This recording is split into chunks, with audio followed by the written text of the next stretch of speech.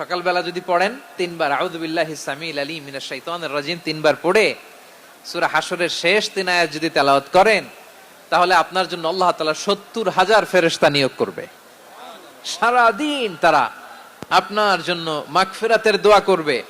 আর ওই দিন ইন্তেকাল করলে আল্লাহ তাআলা শহীদ হিসেবে আপনাকে কিয়ামতের দিন দাঁড় করাবে। সুবহানাল্লাহ। এত আস্তে। আবার সন্ধ্যাবেলায় যদি পড়েন, সারা রাতের জন্য 70,000 ফেরেশতা মাগফিরাতের দোয়া করবে। ওই রাতে মারা গেলে শাহাদাতের মৃত্যু নসিব হয়ে যাবে।